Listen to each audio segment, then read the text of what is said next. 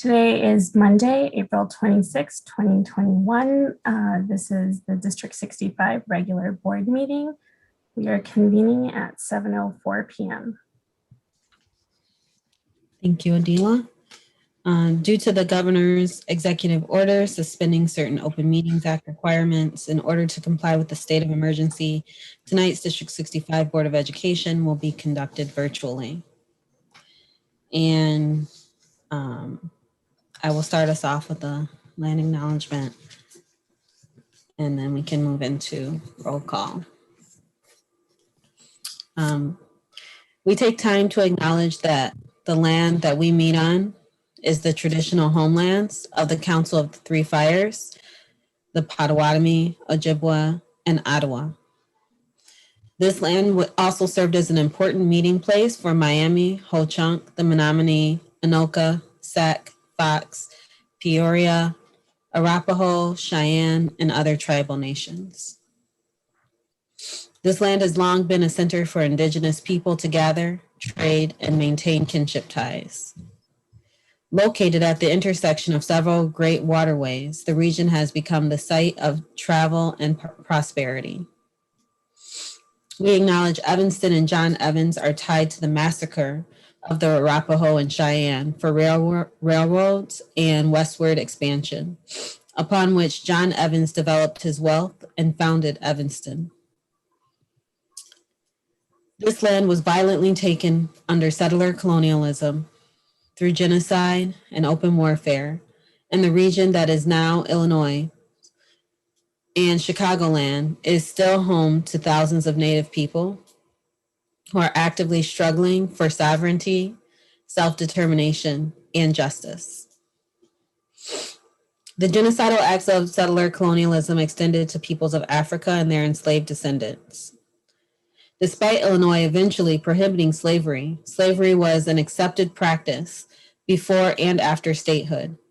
The vestiges of slavery remain present throughout the United States and directly affect the descendants of enslaved peoples. Descendants who helped define the African diaspora. Rich and heterogeneous communities descended from African peoples.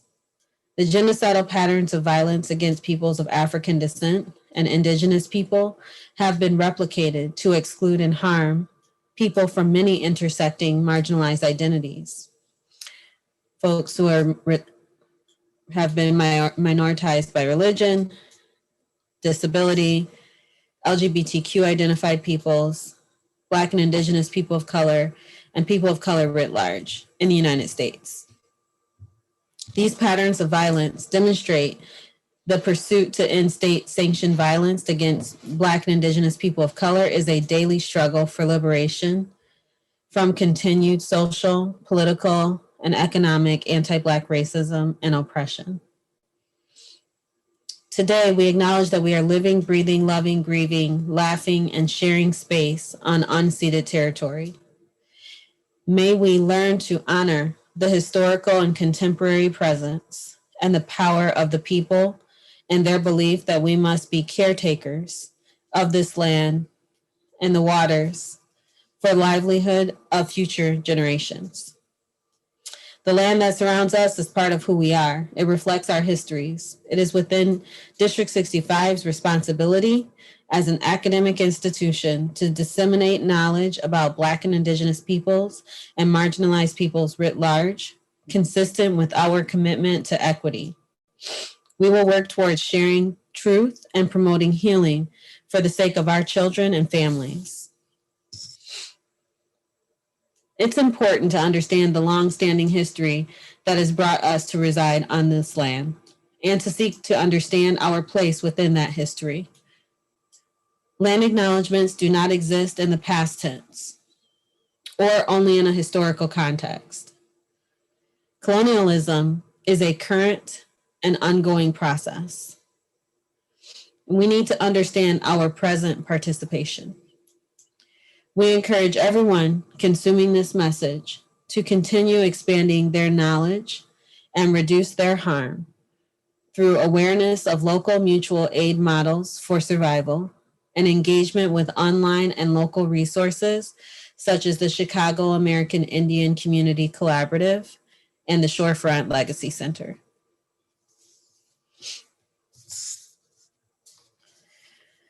Thank you. Adila, can you do roll call? Cartha, Here. Halpern, Here. Hernandez, Here. Lindsay Ryan, Here. Mendoza, Here. Kim, Here. Tanya Vudi, Here.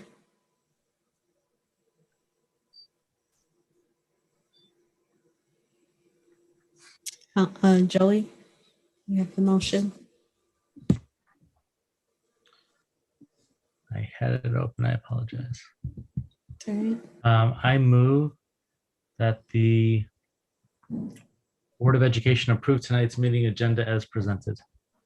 Second. Cartha, Yes. Halpern, Yes.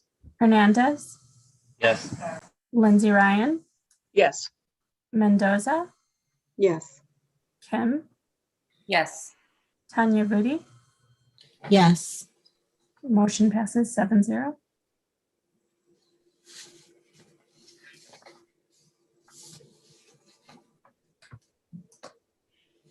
All right, and next on the agenda is one of the highlights of our monthly meetings, the high five.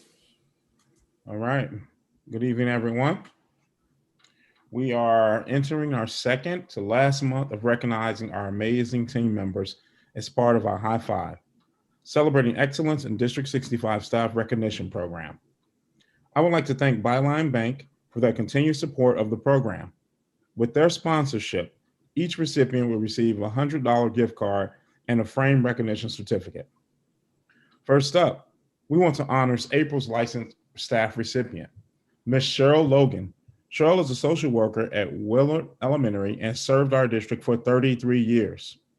Cheryl was nominated by fellow District 65 staff member and Willard Elementary assistant principal, Jerry Success. Jerry had lots of wonderful things to say regarding Cheryl's impact as a social worker. Among his compliments, Jerry shared that Cheryl is the social worker of social workers. Her calm, cool, and professional demeanor is loved by all: students, teachers, staff, parents, and the community. Cheryl always goes above and beyond her job duties. She's great at what she does and is appreciated by all. Always positive and seeing the best a student has to offer, I found her to be reliable and consistent in her dealing with everyday situations. Throughout our association, she has maintained an unwavering and uncompromising commitment towards helping students succeed. In addition, I feel like her eagerness and commitment are truly a gift. Ms. Logan has a powerful effect on each of our students. She has successfully proven her effectiveness as a social worker, a leader, and an educator. Cheryl, we want to thank you for your continued work for District 65 and for your undeniable commitment to our students and families. Next, we want to recognize our educational support staff recipient, Nichols Middle School Secretary, Ms. Beatrice Cabrera. Beatrice has worked in our district for 4 years and was nominated by a District 65 family member. Her nomination was dedicated to her and written in Spanish. So I would like to thank Rebecca, our board member, for sharing the remarks from Beatrice's nomination. Muy buenas noches. Gracias, Dr. Horton. Me gustaría repetir su presentación, así como la nominación. Ahora estamos dando un reconocimiento al miembro del personal del apoyo educativo, galardonándole con el reconocimiento High Five, celebrando la excelencia del personal del Distrito 65. La señora Beatriz Cabrera, secretaria de la Escuela Secundaria Nichols. Beatriz ha trabajado en nuestro distrito durante 4 años y su nominación por parte de un miembro de la familia del Distrito 65, Nazaria de Jesús, fue dedicada a ella completamente en español. Nazaria dijo lo siguiente acerca de Beatriz. El año pasado me ayudaba mucho con mi hijo en la escuela y desde que comenzó el COVID Siempre está al pendiente de nosotros. Siempre se preocupa por el bienestar de los niños. Es muy amable. Thank you, Nazaria, for sharing your nomination, which I will also share in English. Last year, she helped me a lot with my son at school. And since COVID-19 pandemic has started, she has always checked on us. She's always concerned about the well-being of children and is very kind. And as a former parent of Nichols Middle School, I can second that. So Beatriz, muchísimas gracias por todo el trabajo que haces en apoyando nuestras familias y siempre teniendo una buena disposición. So as a former Nichols Middle School parent, I've also had the pleasure of working with Beatrice, and she just, it's incredible when you go into a school and are welcome with somebody with such enthusiasm and always a willingness to help. So thank you so much and congratulations, Beatriz, otra vez. All right. Thank you, Rebecca. And thank you, Beatrice. Knowing that you've been so helpful and friendly to students, both at the start of the pandemic and throughout the school year, brings us so much joy. You, like all our amazing secretaries, are an incredible asset to your team and to the families you serve. It's now time for some virtual high fives on a job well done. Your certificates will be sent to your building and your gift cards will be sent electronically. On behalf of the school board and our leadership team, thank you both for striving for excellence in all that you do and for continuing to positively impact the lives of our students and families. Can I get a round of applause for these two?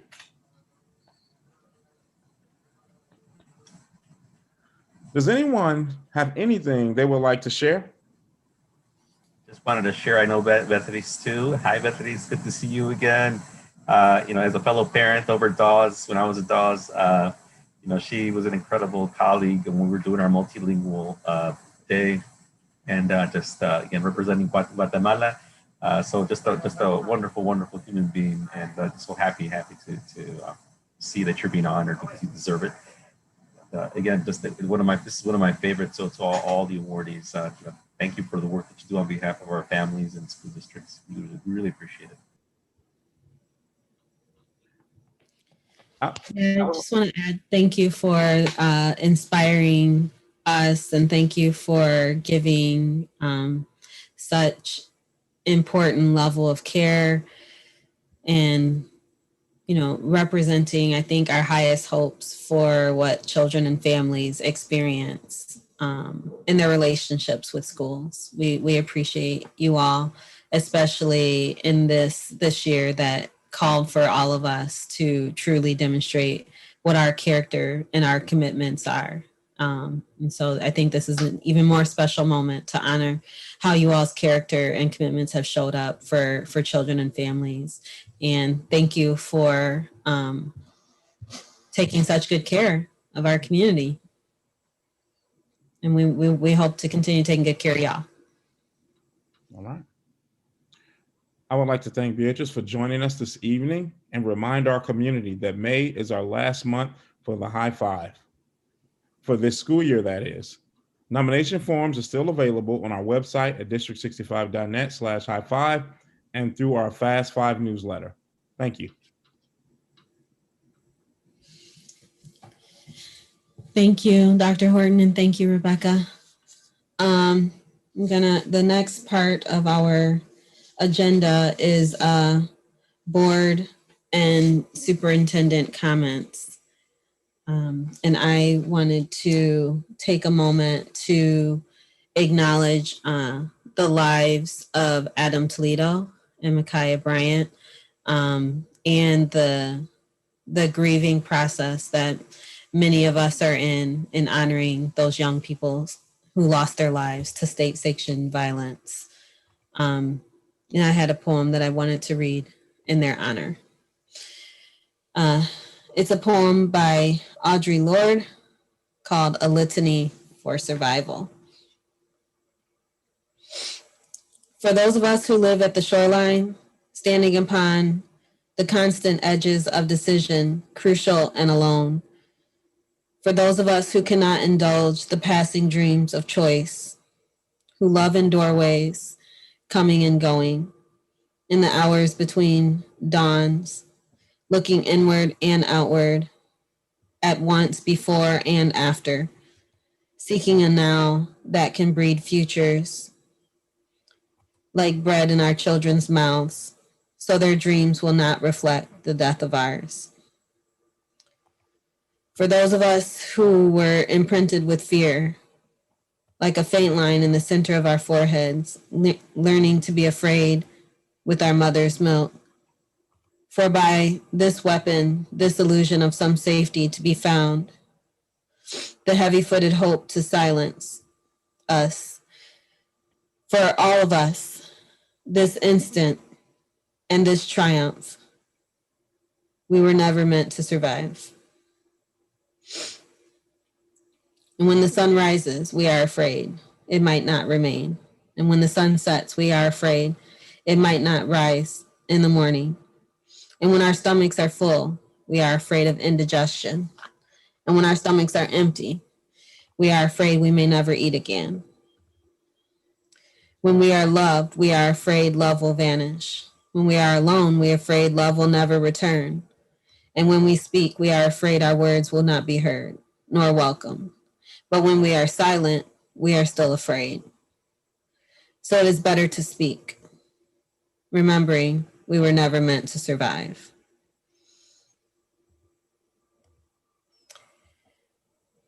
And I read that tonight as a Black mother who is grieving for the desire and longing to want to protect all of our children, and grieving that some of us have lost our children to state-sanctioned violence, despite all of the efforts that we've made from the beginning of their lives to keep them safe. And so I just want to honor Adam Toledo and Micaiah Bryant. Thank you, Madam President. My comments tonight are really geared towards, I would like to, again, publicly thank our principals for the work that they've been doing.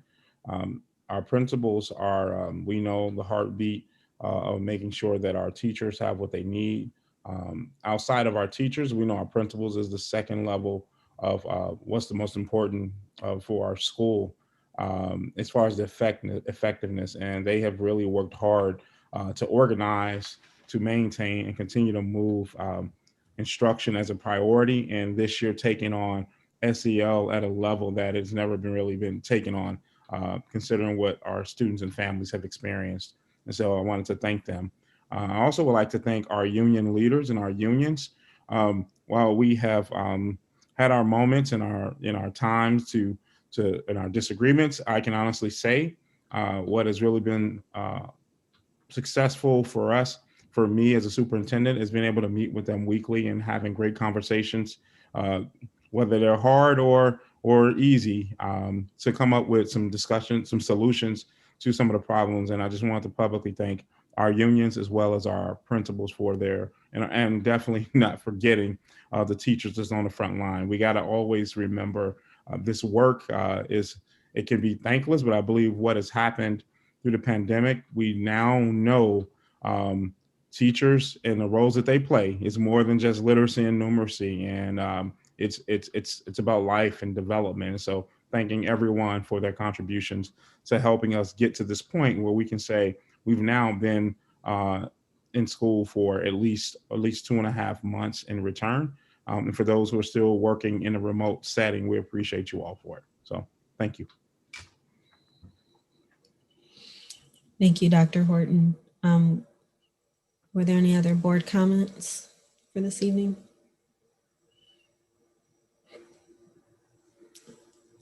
Okay, then we'll move forward to public comment. Any member of the public wishing to submit a comment to be read at the April 26, 2021 board meeting was asked to email their comment to the board secretary, Caressier at district65.net by 6 p.m. this evening. Please note that it's not customary for the board to respond to public comments. The best way to correspond with members of the board is by emailing schoolboard@district65.net.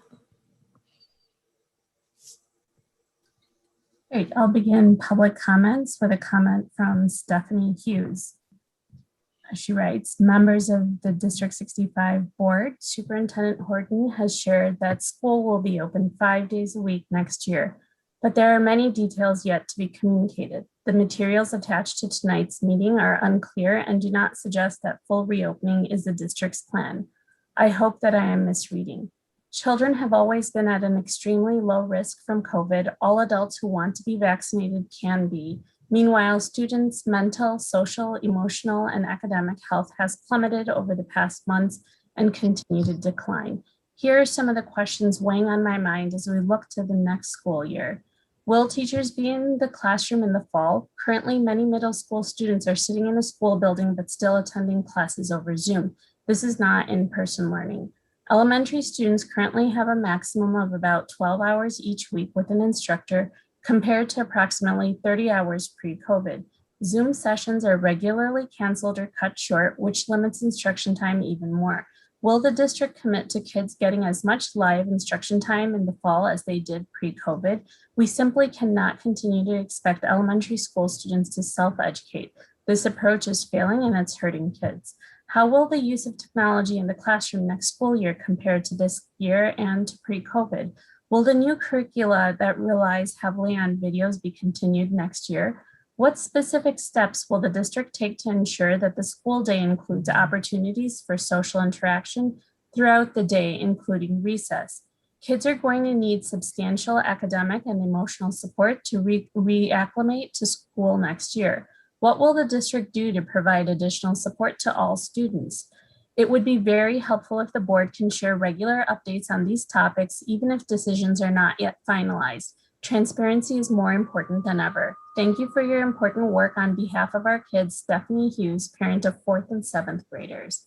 The next comment is from Jennifer Gilbert. Hello, as a parent of 2 children in D65, it is very important to me and many other parents to hear the detailed plans for school in 2021-22 at tonight's board meeting. Thank you, Jennifer Gebhardt. The next comment is from Stephanie Mendoza. Hi, I am writing to request more information regarding the representation of the Latinx, emergent, bilingual, and immigrant community in the Student Assignment Committee. It does not appear that Latinx representatives who currently have kids in D65 are represented.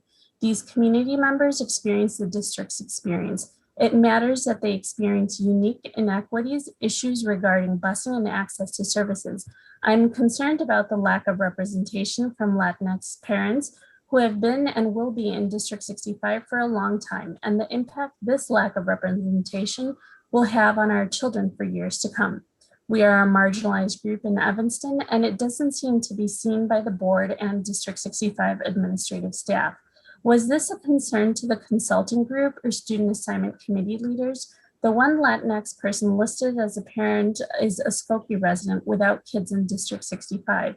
It would be helpful to know the difference between community partners and leaders and whether or not these people work with our Latinx, emergent, bilingual, and immigrant communities.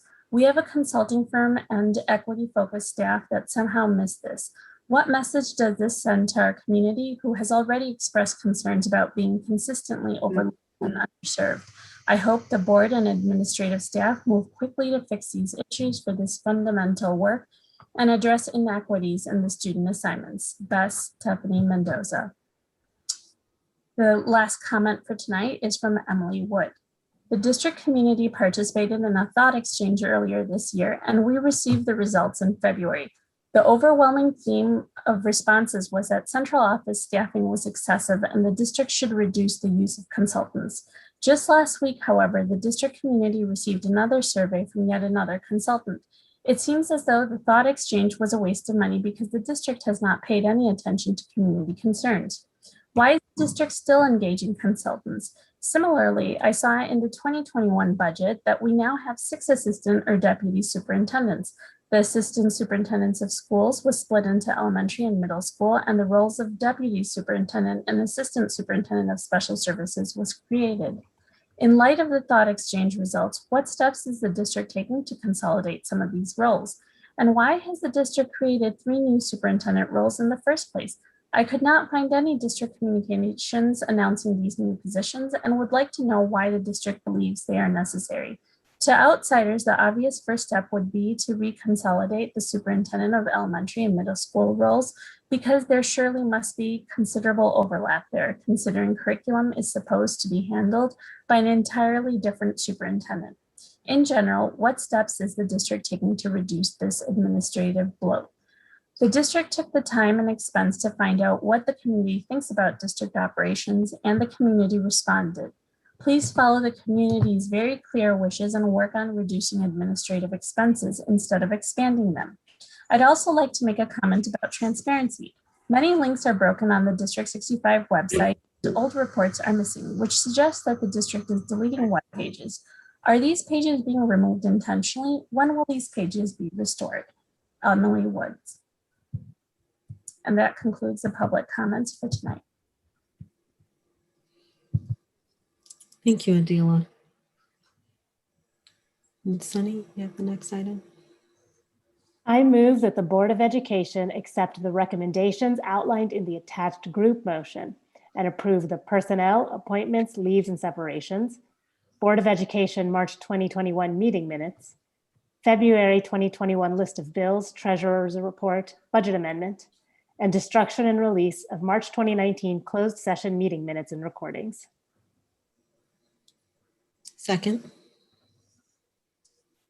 Cartha, Yes. Halpern, Yes. Hernandez, Yes. Lindsay Ryan, Yes. Mendoza, Yes. Kim, Yes. Tanya Rudy. Yes. Motion passes 7-0.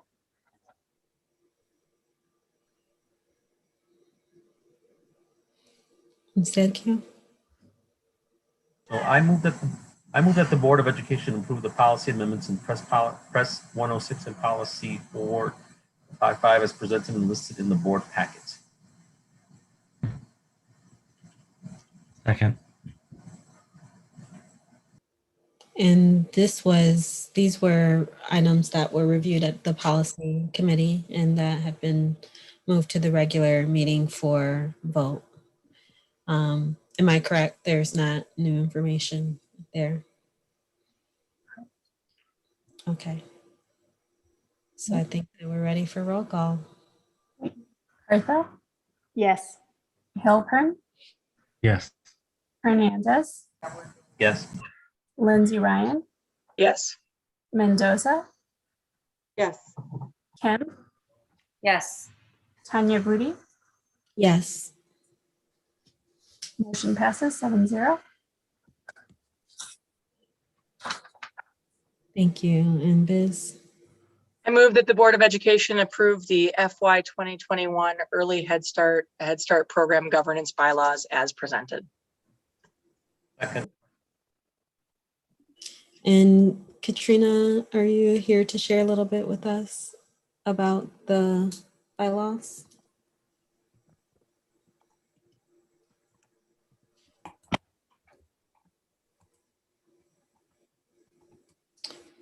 Dr. Horton, would you like to cue up the?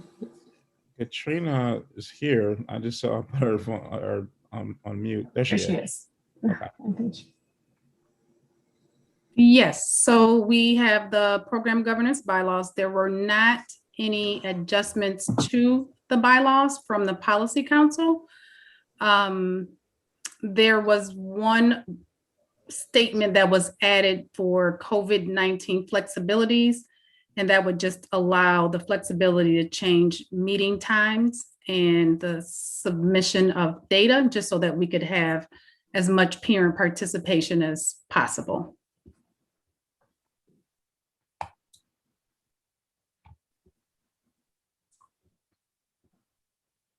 Any questions?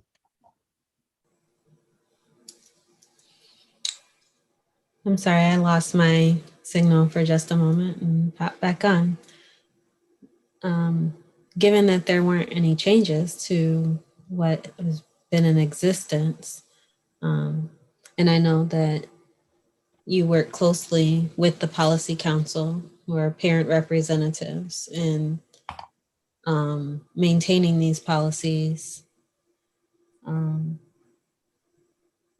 I don't have any reservations or specific inquiries. Does anyone else?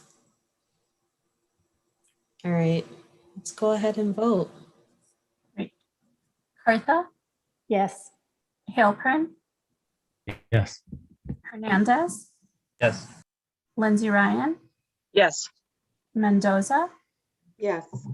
Kim, Yes. Tanya Vudi. Yes. Motion passes 7-0. I move that the Board of Education approve the FY 21-22 early Head Start cost of living adjustment supplemental funding application.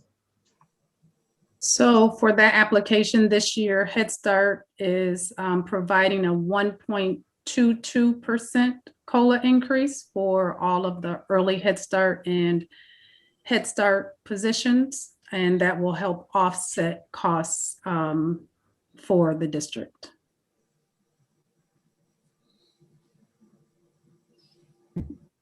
All right. Did we second that motion? Second.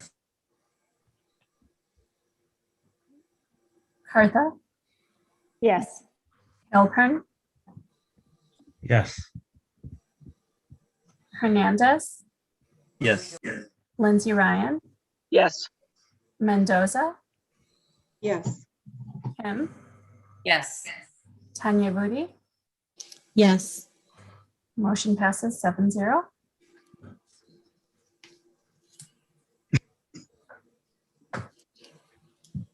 Okay, we are moving to approval of school calendar 2021-22. I move that the Board of Education approve the 2021-22 school calendar as presented. Second. And just to clarify for everyone, this is the approval to move the calendar that we discussed at our working board meeting from draft to an approved calendar for 21-22 school year. Melissa, did you have anything that you wanted to add to this before we? No, the calendar is the same as what was presented last meeting. We did include the school hours per Joey's recommendation, but otherwise it's exactly the same. Great. Thank you. Adila, can you go ahead and call the vote? Sure. Cartha, Yes. Halpern, Yes. Hernandez, Yes. Lindsay Ryan, Yes. Mendoza, Yes. Kim, Yes. Tanya Vudi. Yes. Motion passes 7-0. So we have a couple of discussion items this evening. Dr. Horton, I know you also wanted to speak briefly to one of the FYI items, and so I don't know if you want to speak to that prior to our discussion items or after. I can do it after. Yeah. Okay. And so we're starting off with a presentation from Jamila Pitts, Dr. Pitts. Good evening, everyone. Glad to see you. Good evening. Good to see you. We'll share some proposals from the Professional Learning Department.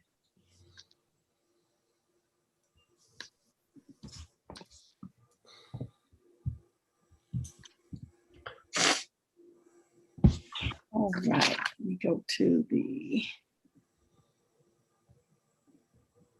there we go. All right, our first proposal is about Unbound Ed.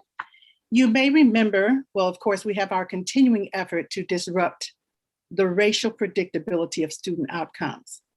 And we're building on a series of connected professional learning experiences that started in 2019.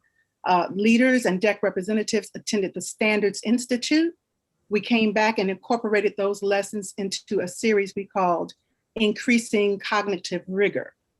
This laid a really good foundation for our work with the Miracles framework, the six systems, and our professional learning communities. Earlier this year, our coaches and content facilitators attended the Unbound Ed planning program, the 2-day experience. And we want this shared learning to include not only building leaders and coaches, but more of the educators involved in the professional learning communities and our school improvement teams. We're deepening our bench of educators with shared language and approach to enhance collective teacher efficacy, which of course has the highest effect size in accelerating student achievement.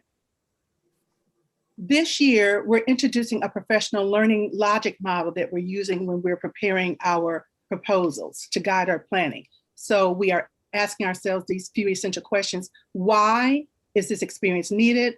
What are going to be the inputs that are used? What are going to be the activities done with those inputs? What are the immediate outcomes? Some short-term outcomes that will happen right after the experience, and of course, medium-term and long-term outcomes. So these questions will be addressed for both proposals in this process.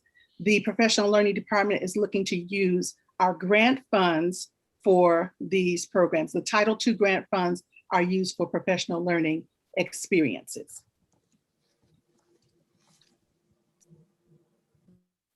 Let's get the slide there.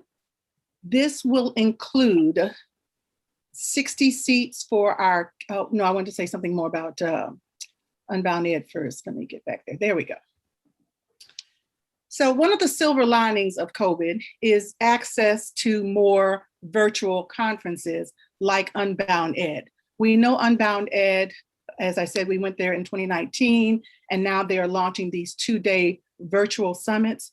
And one of the reasons we appreciate their work is because they are philosophically and practically aligned to the district priorities, given their work examining the intersection of content, instruction, standards, and equity. We particularly appreciate their emphasis on grade level instruction with strategic supports and scaffolds for equitable instruction.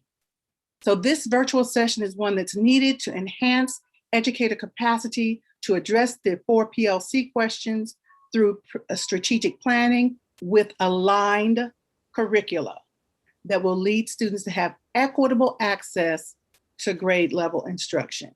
Okay.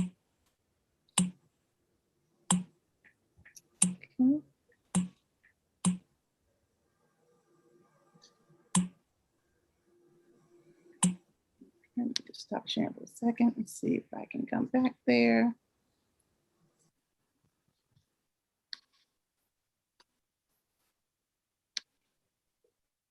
There we go. Now, these are the resources that we're going to use. We will have 60 seats for our K-5 math educators across all 12 buildings. And because we have aligned curriculum now for math and ELA at the middle school, we'll have 30 seats each. We'll have 9 seats in the larger buildings and 3 seats each in our magnet buildings. These are the costs that are associated with each of those sessions. There is an operational fee that is part of, that's going to give us some specific data, along with the cost of the conference itself, because this is and will happen during the summer days. The educators will get the contracted stipend of $100 for each day that they participate. There are TRS costs, so the grand total of the proposal is $99,000. These are the expected outcomes. This will align with our 6 systems continuum of improvement progress. So we expect to see schools moving along that continuum. We expect to see this language and these strategies included in the professional learning communities documents. We expect to see it incorporated into the coaching cycles. And of course, with our progress monitoring tools, our exit tickets, and our regular standardized assessments, in the long run, we want to see accelerated learning for previously underserved students. That is the Unbound Ed. Our second proposal is for the Cmsi curriculum proposal. So during spring break, 6 conscientious educators, under the leadership of Dr. Stacy Bidgley, committed ourselves to learning more about curriculum writing and management. This was during 3 days of the spring break. So this session was hosted by the same company that is conducting the curriculum audit in our district. We really value the opportunity to get a fresh perspective on our ongoing work. And part of what we learned in that session prompted this proposal. In our school district, we provide curriculum documents for every content area. And what we realize is that we have a wealth of documents, but the components may not all be uniformly organized. So we want to make sure that we have essential components that are present and uniformly identifiable by the users. So in this program, we are expecting to host this workshop and include representatives from across the departments, because traditionally we have benefited from the willingness of staff to work in the summer to address curriculum needs. And one of the things we want to do is be able to pour back into the individuals who have done so much work and give them some professional support in this humongous effort. So hosting this workshop for those representatives and departments of from specific programs will enhance their professional skill, and it will build our capacity to give attention to the necessary and ongoing work of curriculum reorganization, refining, and writing. The sessions that we are attending will not be available until October 2021. So we need to equip our team to prepare documents to start the year, particularly given our heightened awareness of the impact of COVID-19 on student learning. Our curriculum documents need to equip educators to ensure student access to grade level content and standards and rigorous instruction. This program is being customized for us. They put a lot of emphasis on equity work. And so we explained to them that our district really has done a lot of that. So they're going to be able to refine that a little bit and get more to some of the foundational pieces and really give us some feedback as we start the work of some of our own documents. So we'll be looking at the purpose of written curriculum, curriculum design and development, how differentiation plays into curriculum design, and what are the non-negotiables. And this whole program will cost us about $18,000 for 30 educators. The expected impact of this is that we will have a curriculum management plan for all of our curricular areas. We will get the guaranteed viable curriculum accessible to all students. That's so foundational in our PLC work. And then our professional learning communities will use this information in their continuous improvement documents. And I am ready for your questions. Jamila, did you say 18K for 30 educators, 30 or 13? 30. Thank you. And I appreciate the laying out the value of us looking at how we invest in and think about curriculum. I am curious about the kind of, I appreciate the thought of deepening the bench of knowledge, but I'm curious about distribution of that knowledge and the plan for distribution of that knowledge, given that that's 30 folks out of 1,000. So the 30 people are the curriculum writing team. So these will be leaders of the departments and they will be leading teams of people. I thought I saw a list of folks who are at schools. That's what stood out to me in the memo and in the presentation. Right, so we've got two different proposals. So in the curriculum writing proposal, that will be 30 educators. Those will be individuals, department leaders from across various departments and programs. So and the other one is the 120 seats. Those are individuals from all across the school. So what we're going to do is we'll have a form that the building leaders will distribute so that every educator who's interested can indicate that they're interested and willing to participate. And then out of that group, we'll get the 120 seats filled, and we will see what we can do about providing additional opportunities for anybody who's not able to participate in the 2-day one in June. Okay, so 120 is definitely better. 120 out of 1,000, definitely better impact than 30, but it's still a percentage. Yes. Are there thoughts in terms of how the knowledge and expertise will be distributed from those 120? Right. So the idea is that the building leaders have participated, the coaches and the content facilitators have participated, and the people that the building leaders select are likely to be either school improvement team members or PLC leaders. So they will be working on teams across the building. And are there thoughts? I know we've talked about deprivatizing practice to help folks improve the efficacy of their tier 1 instruction. Will there be efforts in that regard for the folks who are able to be in that 120? Definitely. Can you all tell us more about that? Well, that's the whole work with the teams, the PLCs.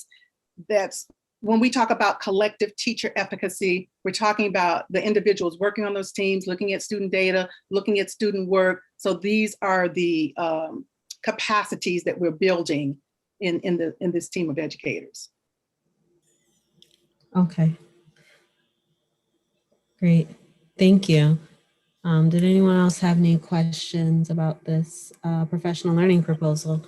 I would just follow up with what Anya said really quickly. I know that in the past we've had concerns that, we invest in this professional development, but there isn't a solid plan to make sure that we get the full benefit of it throughout the system. So I'm glad to hear that there's real thought being put into and systems being put in place that I don't think have previously been in place to address those concerns. So I appreciated the thoroughness of, around, like Anya said, around the theory of change here, but also I appreciate hearing that concern being addressed.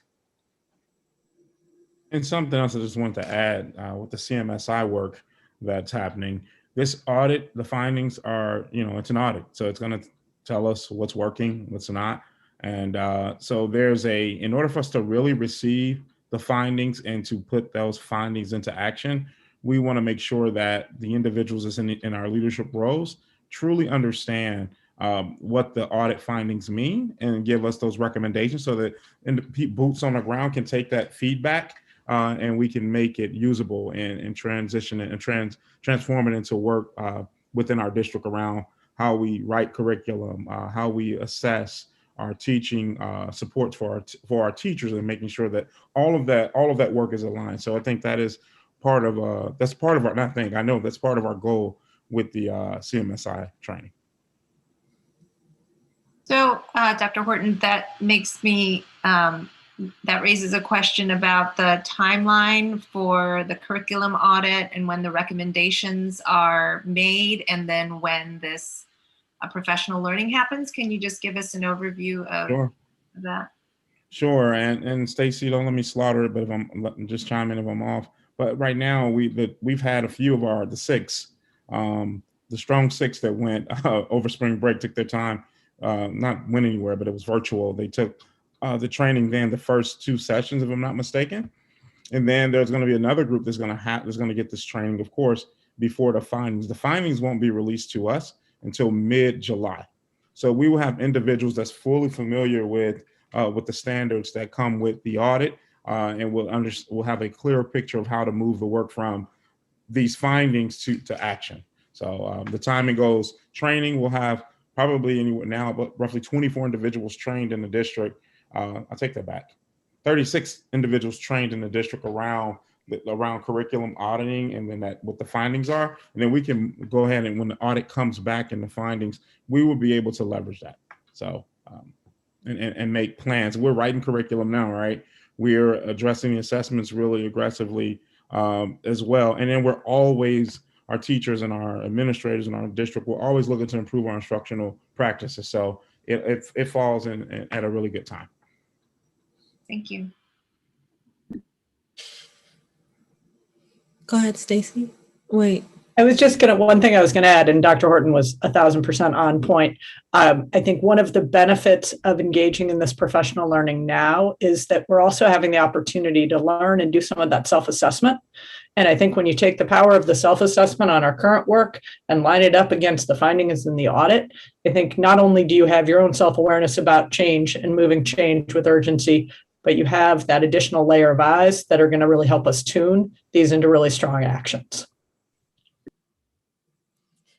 So I just want to acknowledge the growth that is represented in this particular presentation. We talk about professional learning a lot at the board level. This particular presentation having the theory of change, but also pairing the idea of focusing on instructional efficacy as well as curricular efficacy simultaneously and through a systematic approach is new and different. And I appreciate the systematic approach that's being presented here. I think when we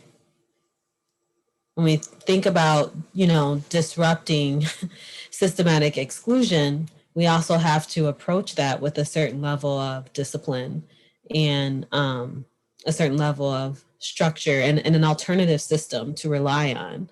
And so I appreciate the thoughtfulness that has gone into thinking about, well, what is an alternative system to providing rigorous and universally accessible instruction for everyone that also accelerates learning for students who have experienced unfinished learning persistently and who have persistently been underserved. I appreciate, that you all are bringing that to your professional practice. I appreciate also that you're bringing that to the board for us to think about that as a governance body and how we continue to monitor our progress and our efficacy. And I will also note that it's CSMI, am I correct?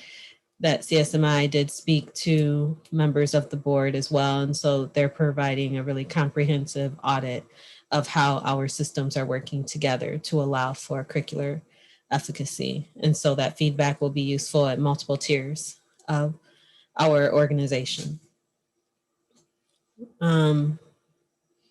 Yeah, Joey. I had a couple of questions, and one comment.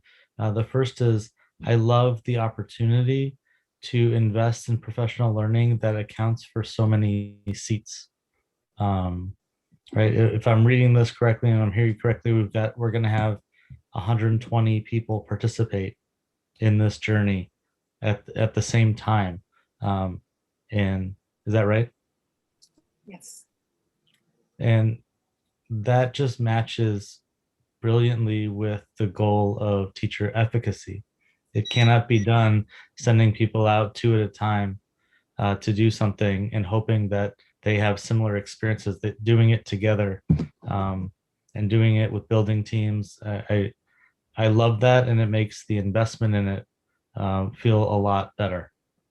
My questions are about if you could just run through the economics of this one more time, because there's a few different spots where costs are outlined, and I want to make sure that I'm understanding. Am I freezing? Oh, am I freezing? Froze. Jamila's been the I same think place for a Dr. while. Fitz froze. Yeah. The question is about the I'm economics froze. of the professional learning. So I see on page 3, there's a conference total cost of 72,000 and a grand total proposed cost of 99,000 with some breakdowns. And then going down to page 5, there's a 3-day Cmsi session cost of 18,500. I'm wondering if I don't know if I'm missing it, but like a summary document that has the expenses for all of this somewhere, if anybody has that to share with us. Joy, are you referring to slide 7 that has the breakdown for the cost of unbounded ed? I don't have the slides in front of me. I have the Okay. document that was in the board packet. Mhm. But specifically, we've got the unbound ed and we've got the CMSI work, and curious as to the different learnings that are going to be going on and how much each of them costs kind of in total. Yep, let me pull that up. So the unbound ed, the grand total was 99,000. And the CMSI, the grand total is 18.5. So that's 17.5. And 17.5, sorry. Would that be helpful if I shared the screen again for you, or? Yeah, let me let you share it because obviously I have unstable internet. Okay. And so all that to say, are these costs that were existing in the budget, or are these new expenses? This was from our Title II money. So every year we receive Title II funds, which are intended to support professional learning, and they're pretty flexible. So we wanted to make sure that we were investing our grant funds before we started accessing local funds. So that's, and this is such a great opportunity. We really want to take this time to invest in a large group of educators, as Joy was mentioning, so that there are teams of people in buildings that have a shared understanding of what we're doing and how we're doing it. And I love that. Sorry, go ahead, Dr. Horton. I'm going to add with Title II funds, if I'm not mistaken, Title II funds have, it's really geared around professional development, professional learning. Yes. So it's not much, I'm sure Joy, you know that, and most of the board members know, you can't do much with it beyond professional learning. So this is where we've looked at the work. And then what's great about Unbounded Ed is that it was already in the works 2 years ago, but it ties in so smooth into our systems work. It's like especially system 1, really just helping our teachers and our leaders, move to the next level around standards and use of standards in our schools. Yeah, and thank you for clarifying the grant funding part. So when I look at the grand total on this slide and it says 99,000, when I look at all the other boxes, I see more than 99,000. So that's where I'm trying. 72 plus 27. Got it. There's the total on the right, the total on the left, and the grand total. Yes. Great. So I was having a reading comprehension application issue to the slide. Try to get you in the PD too, Joey, if you like. No, I'm good. Thank you. The other thing I like here, and I want to contrast it with the previous time that we had adult learning at Unbound Ed, is, and I don't know if this is by virtue of the fact that there's a pandemic, so it's all virtual, but obviously nobody's flying anywhere, and we're able to get a lot more people or seats in the room because of the way it's being done. Is that a fair leap? Yes. And I hope that that's something that as a district we can benefit from in the future. We've all gotten a little bit better at being in virtual spaces and doing, the independence and the discipline that it takes to be focused, whether it's in our home quarters or as a group online. But we can get a lot more bang for buck and reach a lot more really high-end professionals that do this work in a lot of places all around the world. We can tap into that a lot more at a lower cost. And again, the price tag here is high at $100,000, but when you say there's 120 people that are going to go through it, less than $1,000 a person for high quality professional development, and the number of hours that you've outlined is pretty good. Thank you. I just want to acknowledge too that, part of it's a natural part of critique of school funding to critique administrative costs, but the work of supporting truly supporting our children and families is supporting our educators. And the work of supporting our educators requires a heavy lift from administration to provide access to the curriculum and the instructional tools and the coaching and the support and the materials and the supplies and the research, et cetera. And so I appreciate how you all are leveraging your knowledge and your expertise to transform the experiences that our educators are having, and, you know, conversely, that our children and families are having. I'm hopeful for the outcome and the impact of this systematic way of thinking differently about instruction and curriculum in District 65. Were there any other questions around the professional learning proposal? Yes, I have a question. So I'm just curious, the involvement of the educators in the selection, you know, of the programs and the services that are available out there. I know that those are many. And so I'm just a little bit curious about how you glean that information from the educators in terms of their buy-in for the selection that you've made on their behalf. Like, what is the process that we have for buy-in?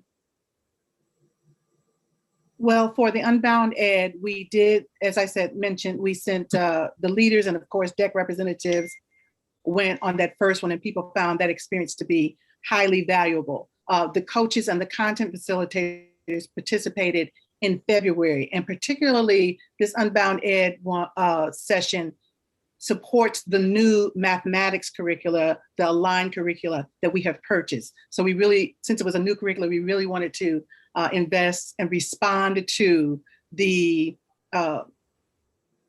educators who are seeking more support and how we're going to make sense of all this, particularly at so many different grade levels. So we thought this was really very much in response to what educators were asking to have. Yeah, I guess my question is, like, I'm just curious how you get that information. Like, is that a yearly process that we're asking educators? You know, what is, you know, as part of like a professional development plan? Is that something that we collect that information, so when the opportunities come up, we know we have the representatives, but from our total educator body, I'm just curious how we collect that information from them. Primarily, we look at the responses from the professional learning experiences that we provide along the year. We do exit tickets. We have frontline responses where educators give us lots of comments about what they like, what they appreciate, and what they need. So those are one of the larger pieces or data points to see what educators need. And in addition to that, since we do have the coaches in every building and coaches are constantly in contact with the educators, they bubble up information, and of course our content facilitators as well. And in addition to that, we collect data in I guess a various set of ways, even with using the Westone platform. So we look for trends within data of what our principals and APs, when they're going into classrooms, things that continue to bubble up as things that are going well in schools, and even some things that may consistently show up that way. But we also look at student data, right? There's and we're starting on a journey with our professional learning communities where we're talking about designing plans and unit plans or lesson plans driven by standards. And so when we see some of the holes that may exist, like across the district, while we have some amazing teachers, there's still opportunities for us to build on the capacity of some of the newer ones, or teachers who may have joined us from other communities that may not have had to do certain things. So we pick it up, we collect that data in a myriad of ways. Okay, thank you. Are there also ways that information comes to administration from the DEC executive teams or other meetings with bargaining unit leaders that are useful to these kind of determinations?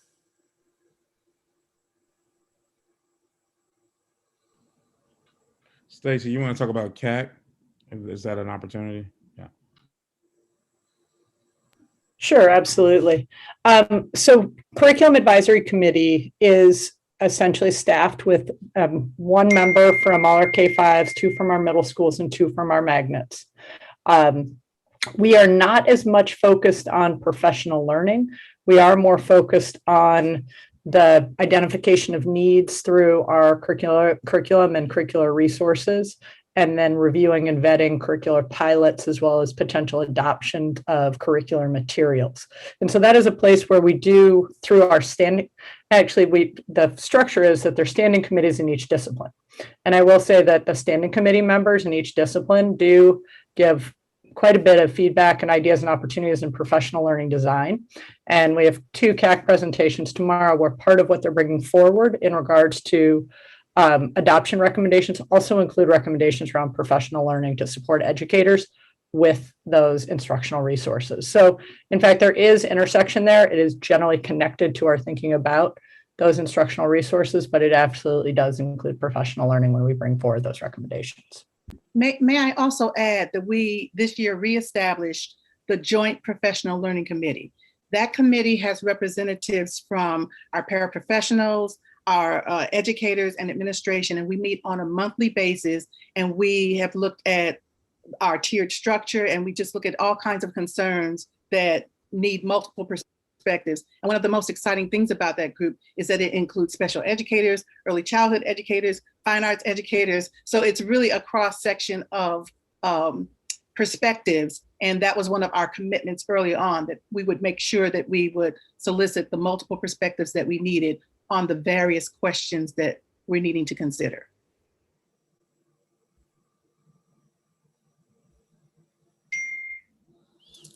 All right. Are there any other board questions, comments regarding the professional learning proposal from Dr. Pitts? Okay. Thank you so much, Dr. Pitts. Thank you all. Have a great evening. You as well.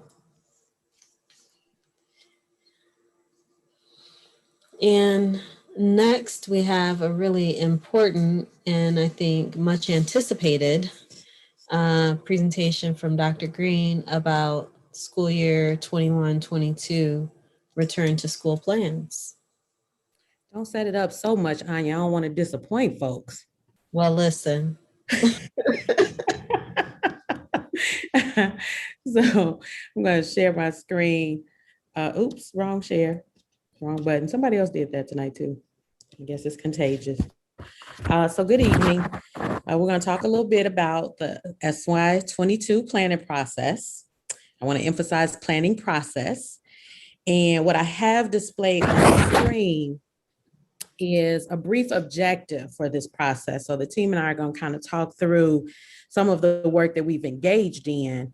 The plan was developed to provide some logistical details and guidance for the upcoming school year, with a goal towards our return to in-person live instruction for all students. As you can imagine, this requires some additional thinking as we've learned to be even more thoughtful about the unexpected and unknown. So let me reiterate again that this is a planning process that the cabinet team engaged in towards the goal of planning for all students and staff to be able to safely return for 5 days per week of in-person learning. So I'm going to say that again. All students and staff to be able to safely return for 5 days per week of in-person learning. I'd also like to state that this presentation, the memo, and the corresponding final compression planning process summary report describes the discussions that the cabinet team engaged in over a course of 6 90-minute weekly meetings.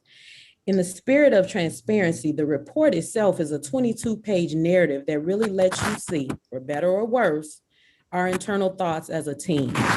Again, since this is a visual planning process, the report captures our best thinking at the time and the liberties we were prepared and permitted to take to dream or reimagine. To that extent, the report does not censor people's ideas and pretty much captures verbatim what was discussed in our meeting. So be gentle, y'all. This was a brainstorming session. I think it might also be helpful to provide just a few extra disclaimers to help in clarifying our initial intent. So one of the things to note is that in the final report shared in the packet, there are some abbreviations of U, BOE, and the letters SE in parentheticals after some action item tasks. So this reflects our attempt to really elevate certain things such as stakeholder engagement, union negotiations that may require impact bargaining, and items that required input from the Board of Education. So where you see those in parentheses, that is what we were annotating at the time.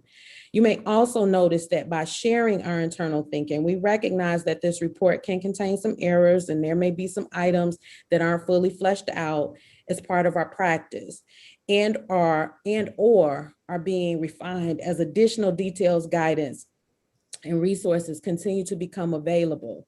There may be some oversights and some changes as we talked and pushed each other's thinking and got some additional guidance. We started this plan prior to even receiving additional guidance from the CDC about the 6-foot versus 3-foot spacing. So lastly, I want to clarify that this information represents one aspect of a more comprehensive plan that you'll be hearing about more on May 17th. Therefore, it's important to note that our planning process identifies additional opportunities for stakeholder engagement being included in that thought process. That could even include some more compression sessions. So in fact, one of our teams is undertaking this now as an action item, and they're working through some of the logistics specifically as it relates to the future of virtual instruction. So this broad overview touches upon our brainstorm, how we worked collaboratively, and how we established timelines with things like reimagining the school calendar, looking at our building capacity, and improvements to something that may very well be a part of the future of schooling from here on out, and that is the inclusion of an option for ongoing virtual learning programming. So without further ado, I want to turn it over to one of our teams who was going to describe a little bit more about some of the work that came out of that calendar question. And then you'll see some additional information from the other two teams. Thanks, Dr. Green. So in terms of the calendar and the board approved the calendar this evening, you know, we did go ahead and we had the survey to reach out to staff and community members to get their feedback on the start date of the school year, non-attendance days, and some holidays. And we did review that data. We shared it with the board at the last meeting, and we also used that data when we met with our calendar committee. And based on the conversations with the calendar committee and where we were in the school year and the many changes that we've undergone this year, it was decided by the committee that for the 21-22 calendar year, we were going to try and keep things very similar. But we also made a commitment that we would come together in May, so just a few short weeks, come back together as a calendar committee and start discussing the out years. So the 2022-2023 calendar and 1 year beyond, and look at ways where we can make sure we are allowing for our students to get the most benefit from the academic school calendar. And we will be considering such options just in terms of maybe the start of the school year when students will resume. And again, trying to make an academic calendar that is sound as we move forward and give some different considerations that we didn't feel there was enough time to do for the 21-22 school year.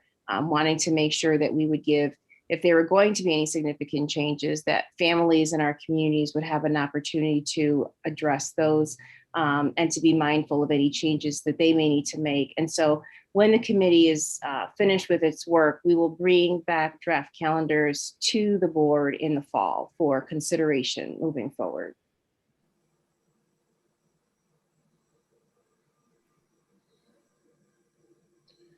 We know I'll take over from you. So we know that one of the critical aspects of education this year is making sure that our spaces are in such a condition that we can safely educate our students as well as accommodate our educators in such a way where everyone is safe and instruction can still take place. And so what we've done is we also know the information on the infection process for COVID keep evolving.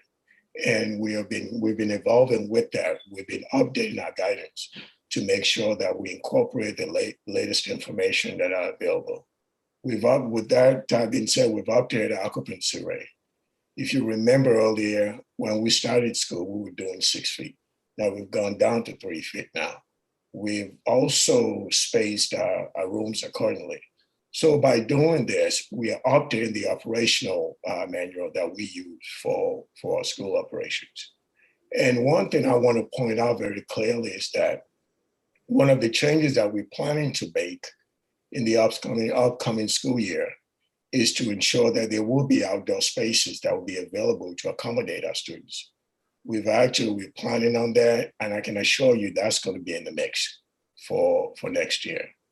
And what we also plan to do is continue to train our educators, as well as provide information to our family about all the mitigation measures that are necessary for school to be successful and to be safe.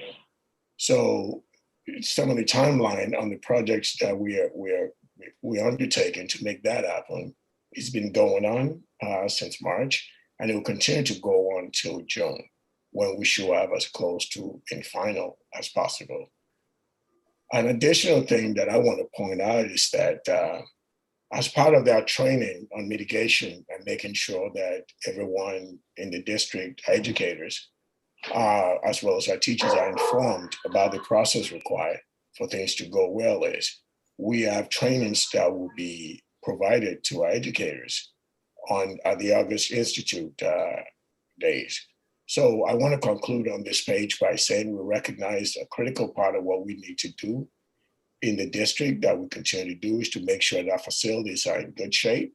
And we're working to make sure that the information that we share is up to date. We continue to evolve as the information that are available to us by experts are evolving. And we are committed to making sure as we find this updated information that we continue to share to ensure that education in our facilities are safe and goes well.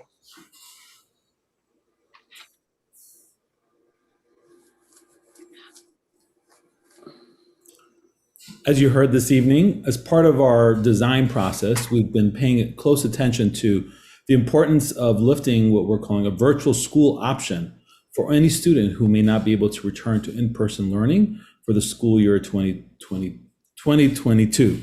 We understand the uniqueness of the dynamic nature of this pandemic, and so we recognize that this may have to be a reality for some of our families. And so to that end, it was important for us to think about that virtual option and what that would look like for those who cannot return.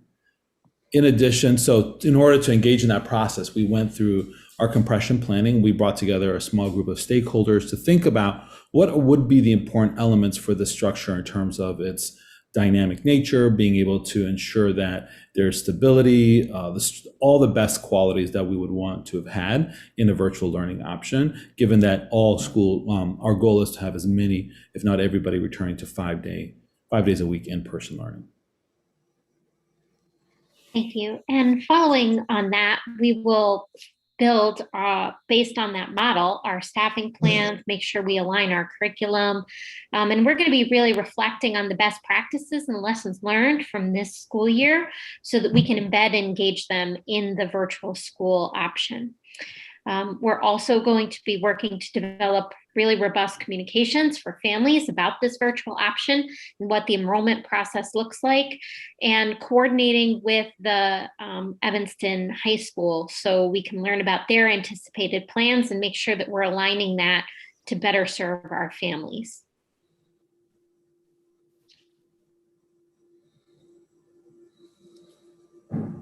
Thanks, Kylie. So what I hope our community heard from these couple of slides is, while there's not overly specific details about the return plan, we really are looking at a full return to in-person learning with health and safety measures in place, of course, to protect our students and staff, but also that virtual learning option. So we recognize that some of these changes are going to require a pretty detailed communication plan.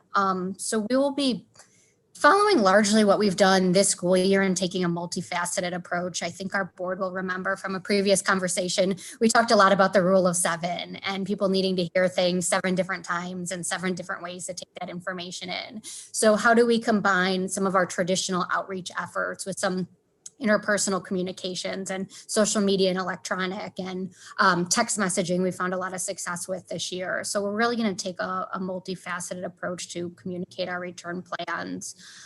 In addition, as part of our compression, we did develop a communication plan that is aligned with SY22 planning milestones. So there's key points in this process that is going to require communication, of course. So, tonight the board approved the 21-22 calendar. So, that will trigger a series of communications around the approval of that calendar. As Kylie just mentioned, as we get ready to roll out this virtual learning option, that will trigger a series of communications. So really associating our communications with staff and families, community partners with those milestones. Some of them also require feedback loops, right? So that compression planning that Andalib had just spoke about related to that virtual school option. Where are there opportunities for us to engage with stakeholders, knowing that we as a cabinet team certainly don't have all of the answers and, 2 heads are better than 1.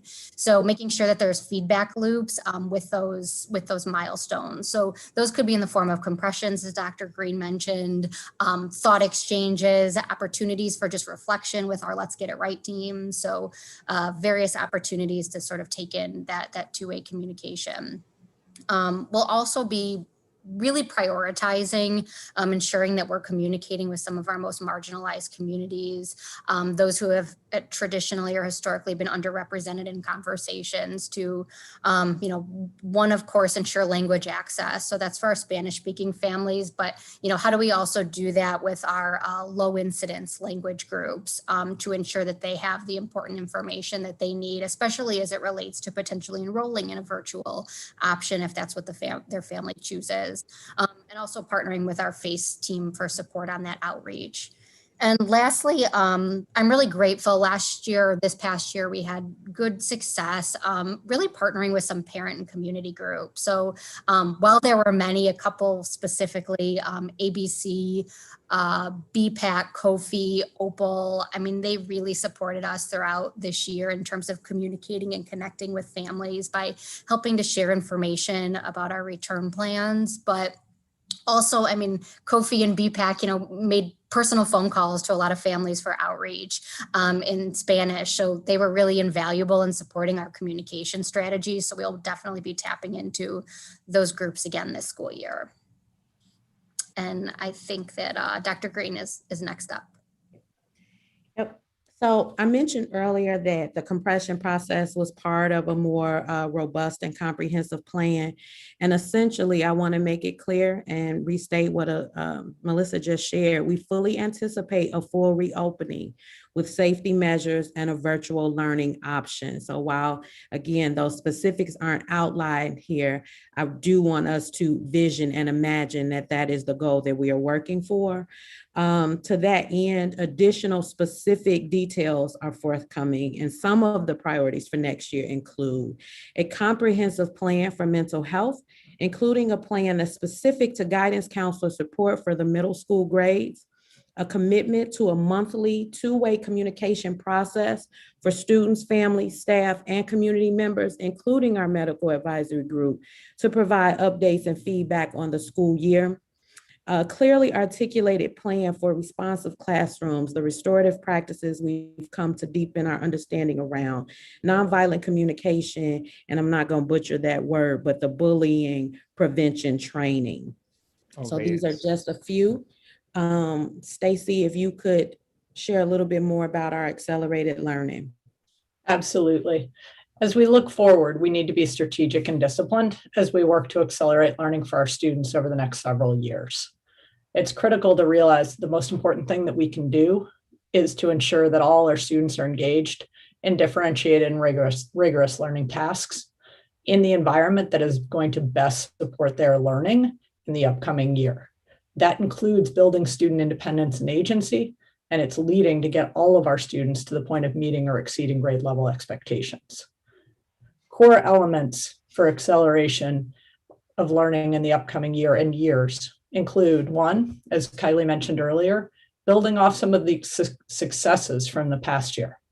It's important to hold that in the midst of challenges, we've all grown tremendously, and our educators and students have found strategies that are effective and should continue in our learning spaces, on-site or virtually. Some of these successes include truly elevating the importance of social emotional learning.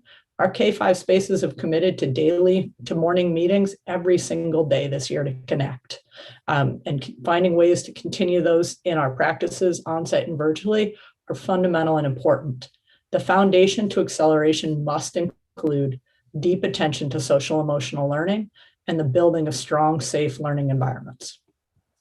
A second success to build off of is the strengthening of the range of our instructional technology tools.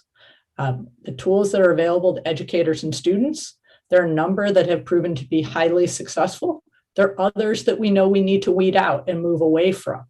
But our educators and our students have truly deepened their ability to use technology to support learning in ways that have increased student agency and independence and have allowed students to pursue some avenues of personalization of learning.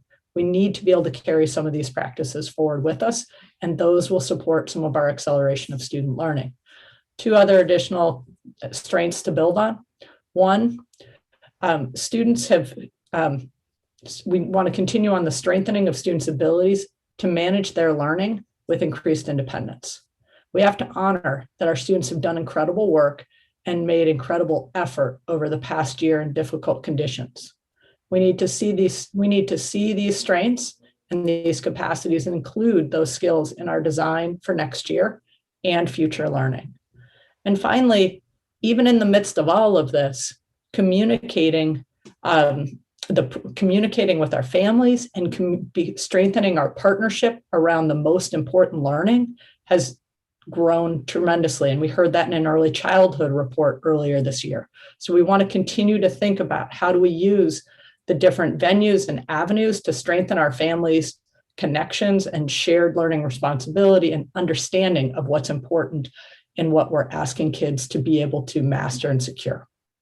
As we think about acceleration, we will deliver on this commitment through differentiated and rigorous instruction, both on-site and virtually, and that's instruction for all students.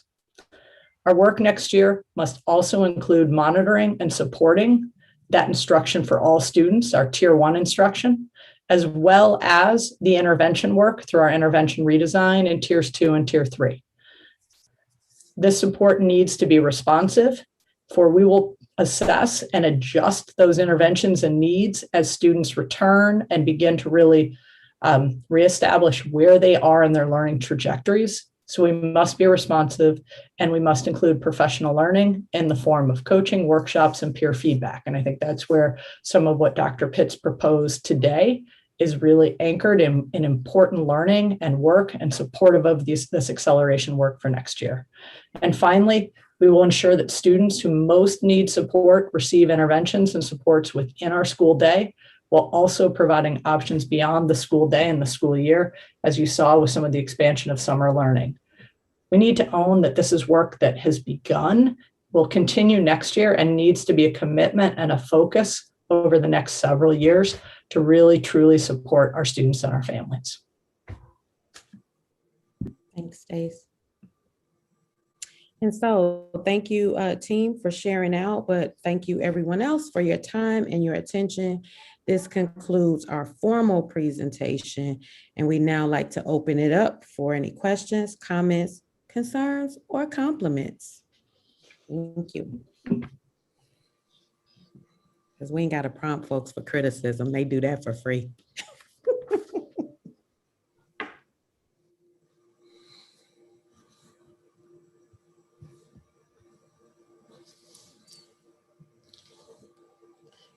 So I appreciate the elevator pitch that we are talking about full return to learning with safety measures and a virtual option. right? So we have a very clear and concise descriptor of the goal of the work that y'all have been engaged in and of the presentation. I just want to drive home that when you all say virtual option, that is a virtual option for families that feel that virtual is what they need in terms of education for their children during a global pandemic. That is correct. Yes. But full day in-person opportunities will be available 5 days a week otherwise. Absolutely. Okay. So I appreciate the ambitious goal. I did have some questions around what was included in the document and shared a little bit tonight in the presentation about thinking creatively about using outdoor space, gyms, cafeterias, etc. Those are options that could have also been available to us this year. And so I'm curious as to why that's a new undertaking right now for the 21-22 school year. I appreciate that it is, that we're thinking expansively and creatively. But can you tell us a little bit more about why that wasn't in play for 2021? Yeah, there are a few reasons for that. So in our middle schools, we were using, and Mr. Little and Dr. Kilgati chime in, we were using our gyms. Some of them were still having PE classes when we brought students back, I'm speaking of. And so that space was it wasn't available in that way. Cafeterias were used a little different to hold like the lunches and things. It wasn't set up so that they can properly teach and have classes, because it was a holding spot for the lunches and things of that nature. And then also there was a challenge, for example, in some of our schools with staff. So we felt that it would be really tough to put classroom supervisors in a very large space like that. When we had teacher shortages to host large numbers of students, even if it was divided up. And then the outside space, we ordered, Raphael can also chime in, tents that we're anticipating arriving hopefully in May, Raphael, right? It's taken, how long? They've actually arrived. There's a full shortage of outdoor tents because a lot of restaurants are using them too. Yeah. So we were able to score some, and they actually got delivered from China. We couldn't find them here because of the shortage. So they actually just came in on Friday. So we have them in stock. Yeah, and it took quite some time for those to come. So there were a lot of factors. I don't know, Dr. Beardsley, if anyone else wants to chime in on that.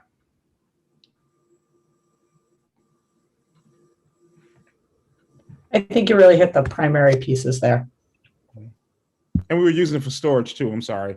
Some of those spaces were actually used, the larger spaces, to store desks and tables, which is part of what we're doing now. We've ordered, I don't know how many desks we've ordered. We know we're using, in order to maximize space, we're converting a lot of spaces where we had tables into using desks. Like things like that really played a role that was impacting our spacing also.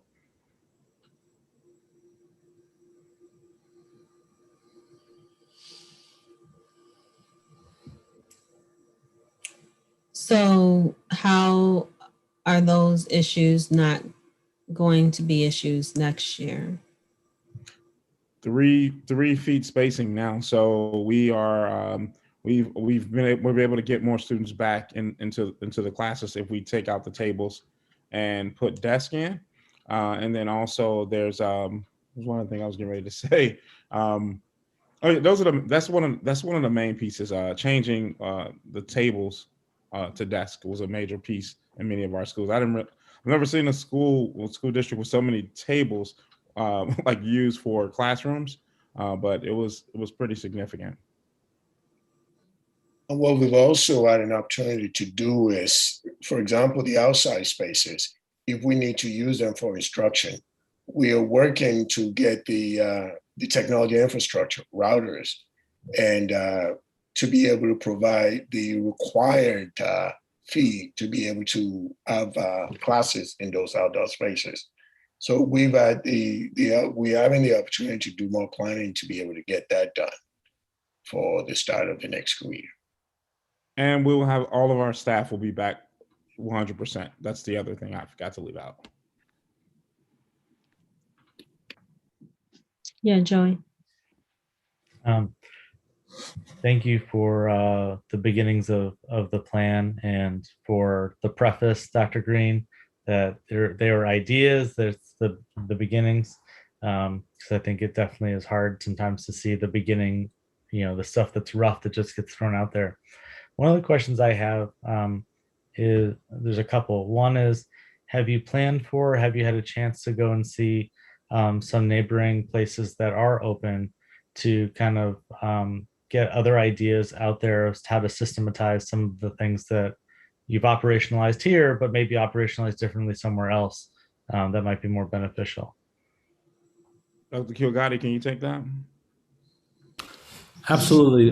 Throughout the process and in early January as well, we were able to visit both Gower School District, as well as, I know Dr. Beardsley, myself, and Terrence reached out to neighboring school districts to have conversations. I know that we will continue to look at those models, but in the number of the visits that we visited, number of the places we visited, we learned a lot. I would say most notably that it affirmed a lot of our planning process.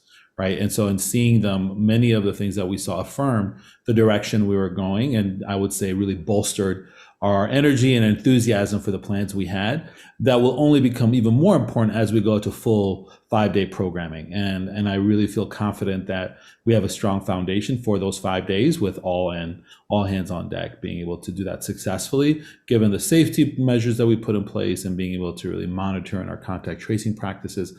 I really am excited about seeing all of our students back fully in person.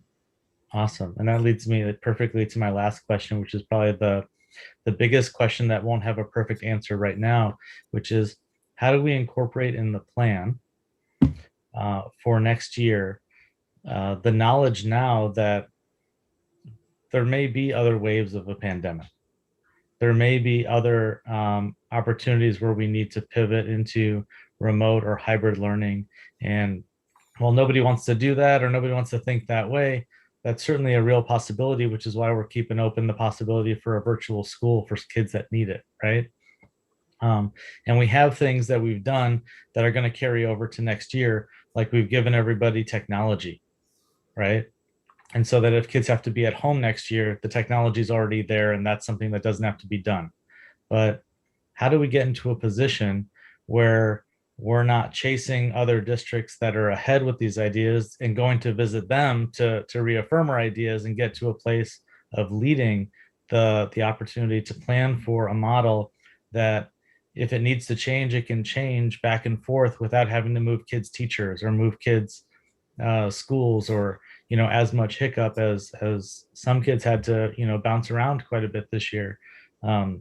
How do we get to a place where the plan can be read and understood by our community and say, okay, this is what we're doing, this is what the plan is, and if we need to go to option B, C, or D, that's what it's going to look like, because now we know how it can happen. And how do we plan for that in a way that people can get to the front of next school year knowing what the possibilities are should the world turn on its head once more? Does that kind of make sense? Yeah, absolutely. It's what we're doing now.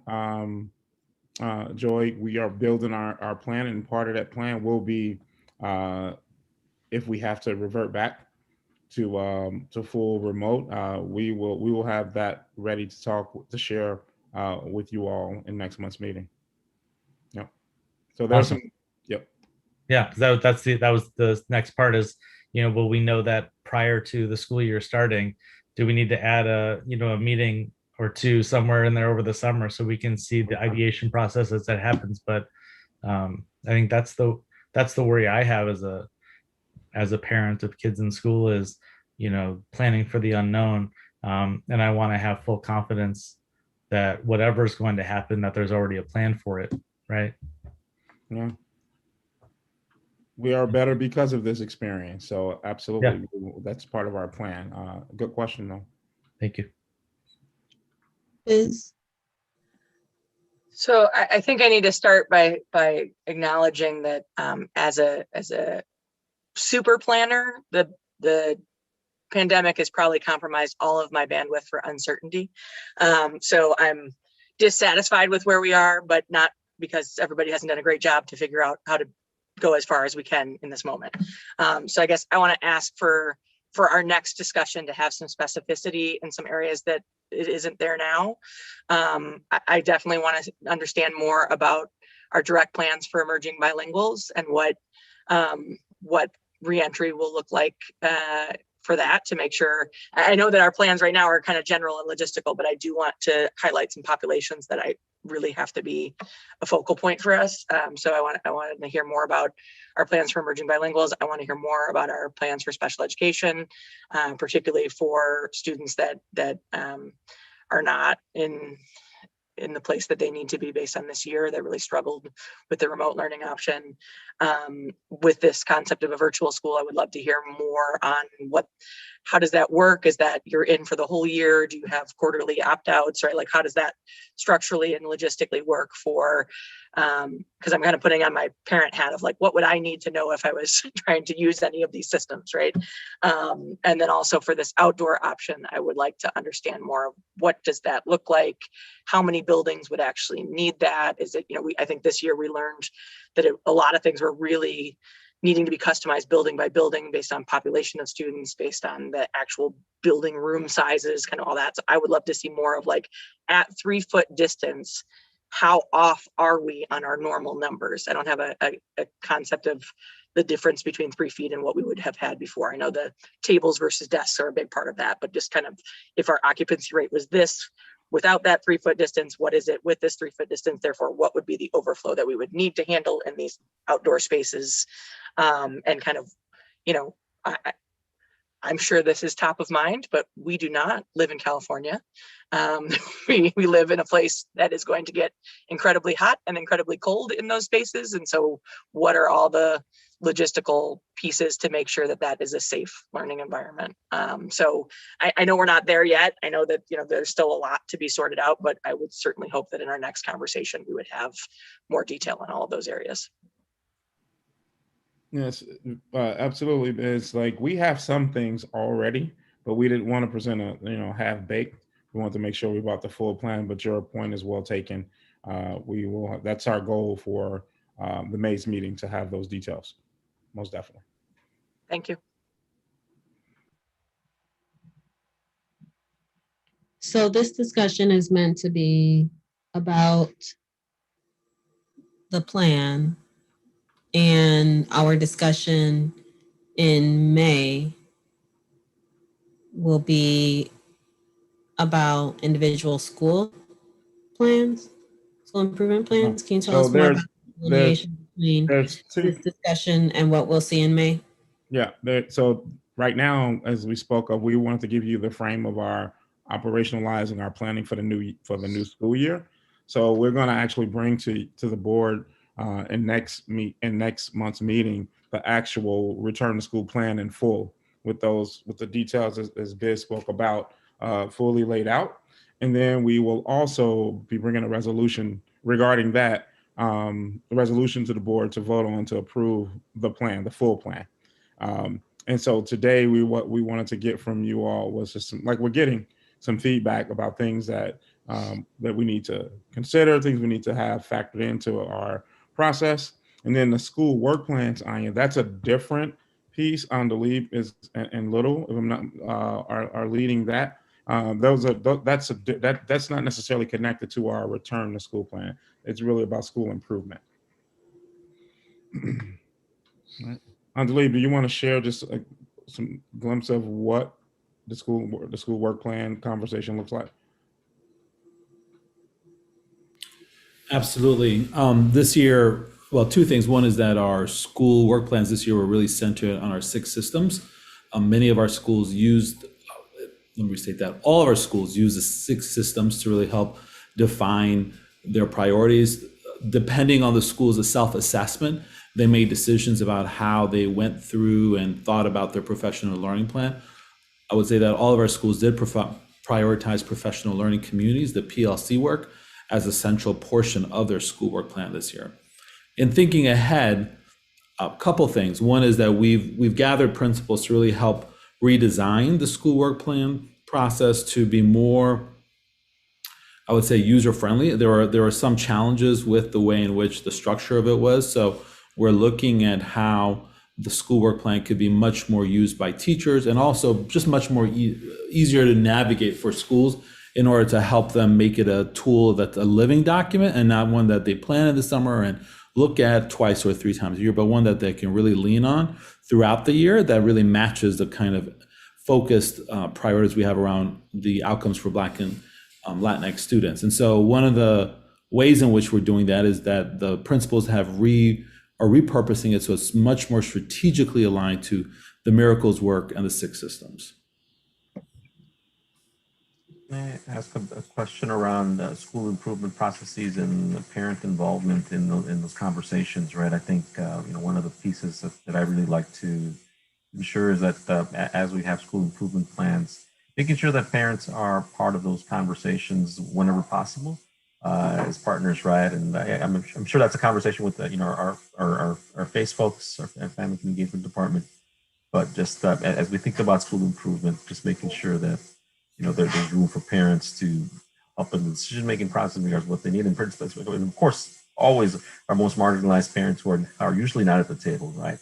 So again, going to BPAC, seeing if there's parents there who might want to participate in that school improvement process.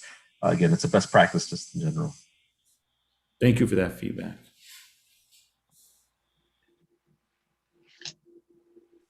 I also had a question regarding enrollment and the plan for, so had a conversation at the state level around, there's plans to try to create a communications plan to get folks, talk to families around, preschool and kindergarten enrollment. So, it's a problem nationwide.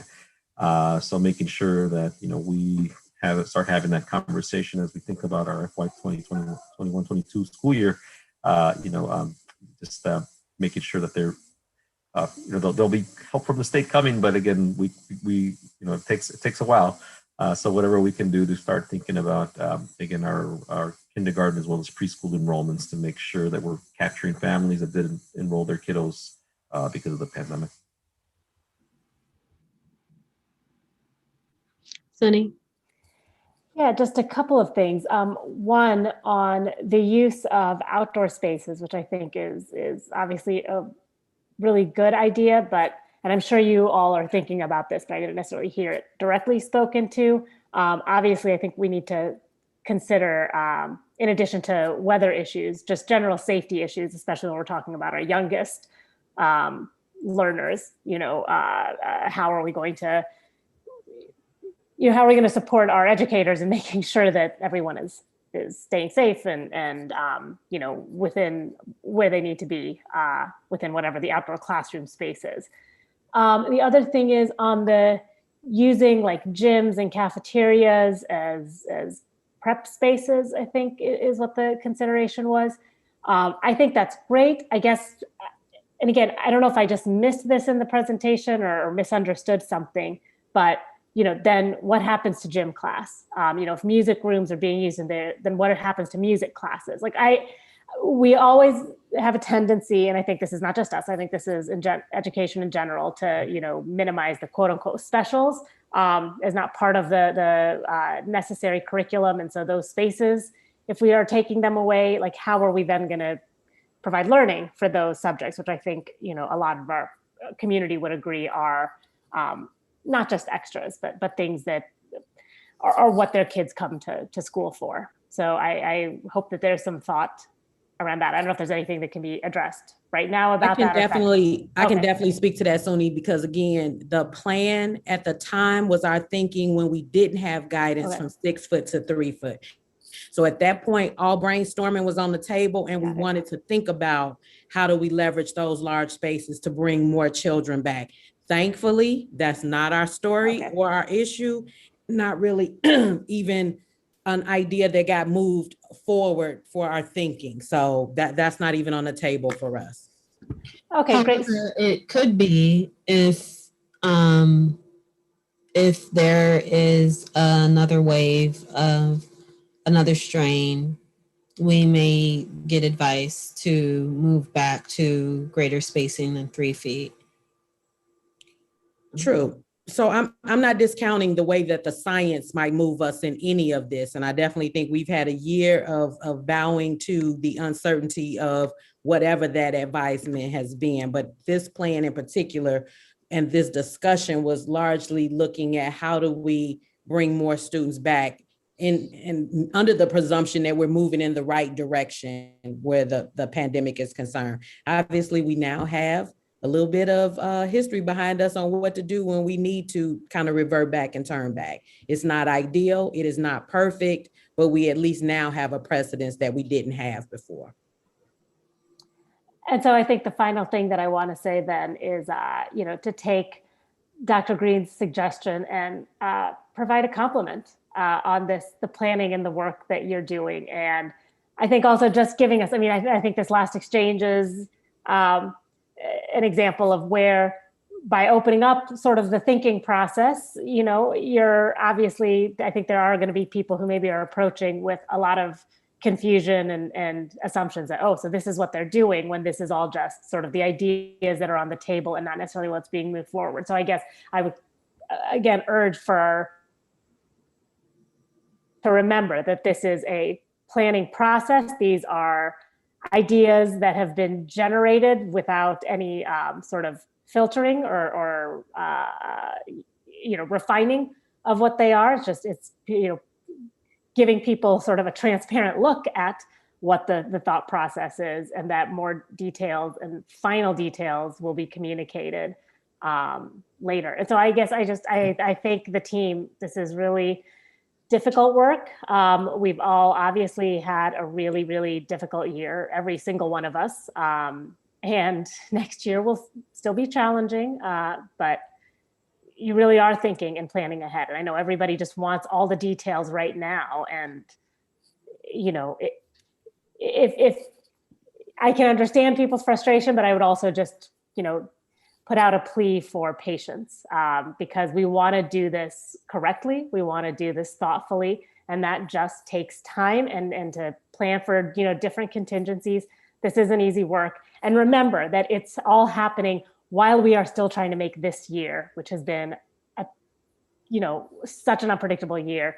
We're still trying to finish it out. So you guys are doing a lot of multitasking right now, and I commend you on getting even this far and with the planning process and sharing this information. So thank you.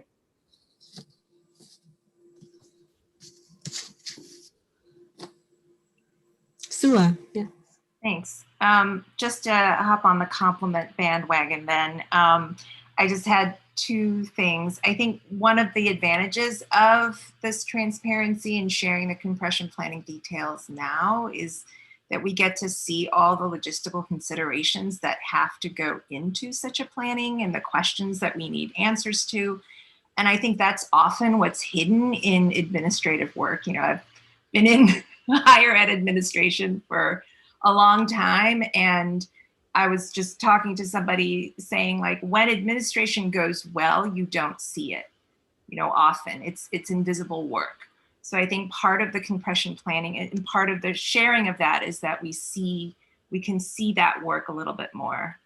So thank you for sharing that and being open about that process.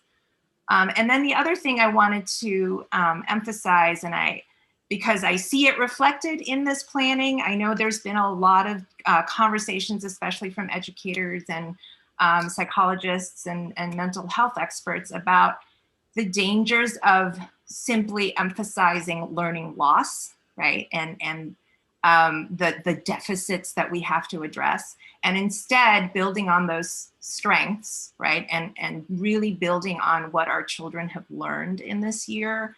So I really appreciated seeing that reflected in your planning and in your priorities. And I think that's really important for all of us and our families to keep in mind, is that children don't stop learning, right? Because the world stops in certain ways. So we really have to take into account, what is it that they've learned, and how do we help them process what they've learned and the kind of emotional challenges that they've had to grapple with. So I really liked the emphasis on social emotional learning. I think that's going to be critical. So I look forward to seeing the details of that as we move forward. So thank you.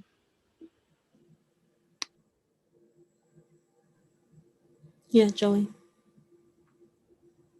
I just want to second what Biz and Sula shared, or Suni and Sula shared in the compliment section, and add, I'm looking at you, Melissa, on my screen, the communication opportunity here is huge, because we have the classroom set up now to take pictures and videos and show people what a model classroom is going to look like in the fall while people are still here.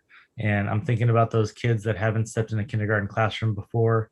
I'm thinking about those people that can't come to a normal orientation at the middle schools that they've been used to. There is an opportunity now to capture images and to get teachers to tell us what a typical setup looks like under these conditions, and still show people what it can look like to ease that anxiety, to prepare for a successful launch in the fall. And I want to make sure that we don't, we've only got a few weeks left, miss that opportunity while people are still here, to capture those images and to get that footage, and those common things that are common across all the middle schools, all the elementary schools. One good image in one good room works for everybody, but it goes a long way. Thank you. Yeah, Rebecca. Yeah, so for the people that won't watch this meeting, I think it's really important that we update the board book to include the presentation. So upon opening up that document, it's really nice to see all the processing that's taking place. But if someone didn't listen to your presentation tonight, I feel like they won't be able to make sense of that. So I think it's really important that we put that PowerPoint up. And we are pretty much exactly 4 months away from the start of a new school year. And I completely agree with Suni and just the incredible challenge it is to run a school while also trying to plan for the next school year in a way that we've never done it before. So, hats off to our administrators who are doing that job.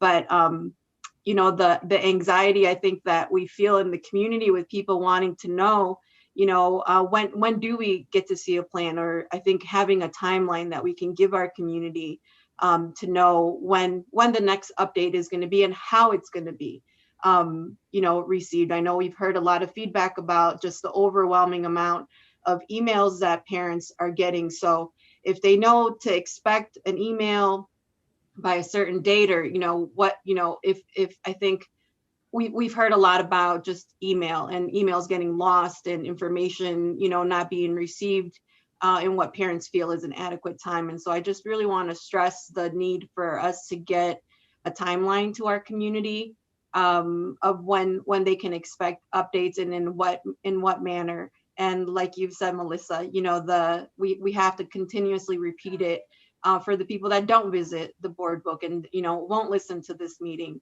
and won't just say there is no plan in place, right? So I think that's really important. And I think visiting schools that have it is one thing, but two, there is also a national COVID-19 outdoor learning initiative that was in place last May. So while we don't have beautiful California weather, we do have really nice autumns, and climate change is a reality. And if we remember what last year looked like in terms of outdoor spaces that we could have used probably for a longer time, and just having that plan in place that incorporates safety, but also makes use of the amazing outdoor spaces that we have in our schools. We're really lucky to have some really beautiful schools with wide open spaces, and I would just, really encourage to look at the national initiative and see what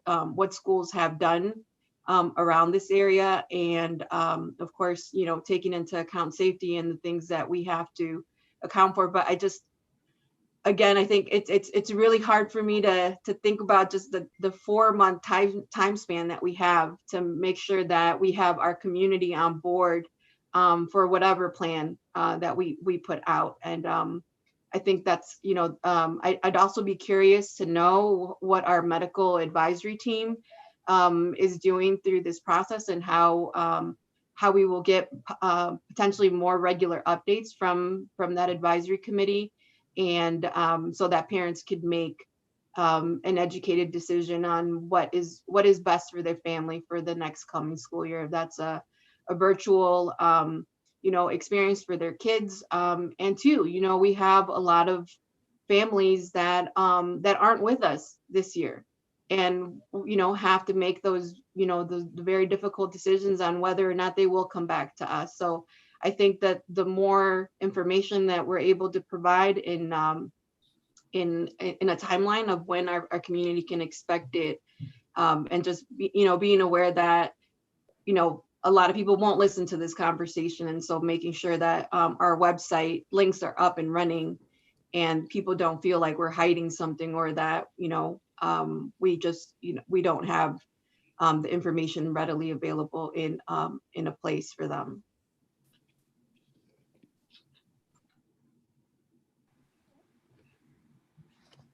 Thank you, Rebecca.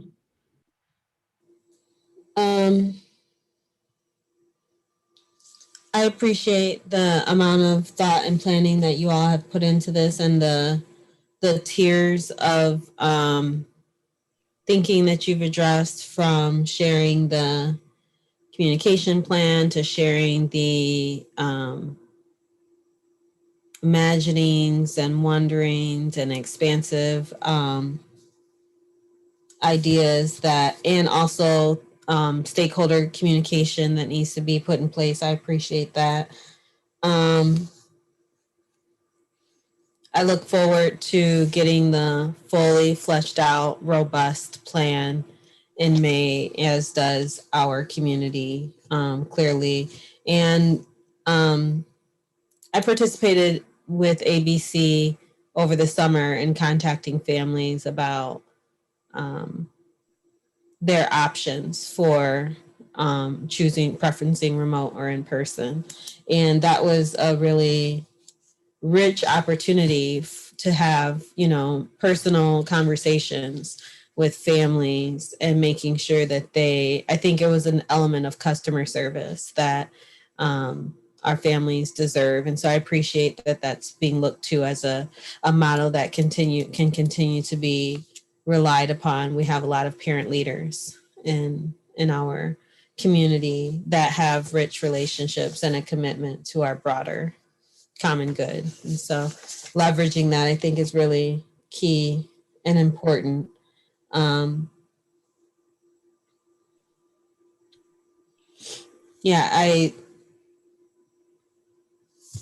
think that we have exhausted the conversation that we can have about this memo. I look forward to the additional information that will be shared on the website, and the additional information that we will have in May. Dr. Horton, I know that you had some comments that you said you wanted to reserve to the end of the meeting about our student assignments committee, FYI. Yes. Yep. So I wanted to make sure that I let everyone know, with our student assignment advisory committee, we missed the mark on having the vast majority of representation that we should have. And so for our Latinx families, we will be doing some outreach to identify an additional 5 members to join our committee. There was no excuse for why we didn't have the representation. It's just, we, again, have to continue to get better with our intent. We were focused on trying to get ward information and all these other pieces, and we missed the mark. So we are going to be making some adjustments. And when we come back in May, we will have an update of our committee members moving forward. So I want to, as a district, we're going to apologize for missing the mark on that. Yeah, Sunny. Can I just, so first of all, thank you, Dr. Horton, for, I think it's just refreshing to, and I hope that our community can appreciate, hearing that, you're taking responsibility and that we're going to, not go back to the drawing board, but, open up these opportunities and admit where we made a mistake and we can do better. I think that's how we learn and grow. And so I appreciate that. I would also just ask that in addition to thinking about Latinx representation, which I think is important, one thing that wasn't clear to me on the list of committee members is caregivers who are ESL, non-Spanish speaking ESL families. Given that ESL programming placement is a significant charge of the committee, I want to make sure that we have that caregiver population included in the committee. Absolutely, we will do that. So just, I want to also second that in regards to the school year 22 presentation that was just made, as well as the acknowledgement that you just shared. I really appreciate you all holding yourselves accountable as learners as well. We all need to be learners within this institution and be unashamed about the fact that we are all learners. And I appreciate the modeling and the leadership in acknowledging that when those opportunities are available.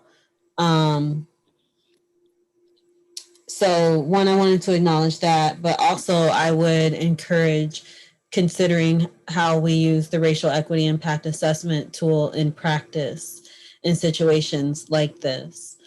Because my understanding is that the application process for the student assignment advisory committee didn't ask for demographic data. But we have had processes in the past where we have engaged in ways of tracking demographic data so that we can have representative voices in important conversations or in representative stakeholders. And so, we can't be remember everything 100% of the time. That's, the goal of using systems to help us and to guide us and to hold us accountable to our values. And so I think, utilizing the racial equity impact assessment tool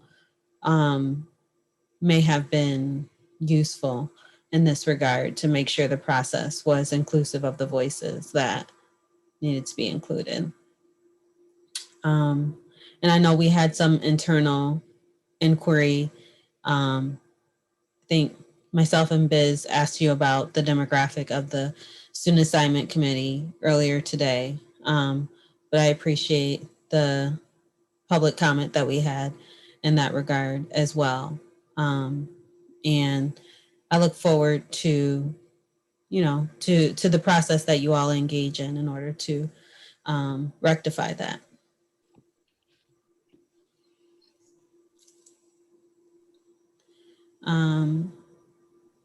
All right, well, there are 4 FYI items and we had a robust discussion. Thank you all so much. And with no further business before the board, I'm going to adjourn this meeting at 9:13. Have a lovely evening.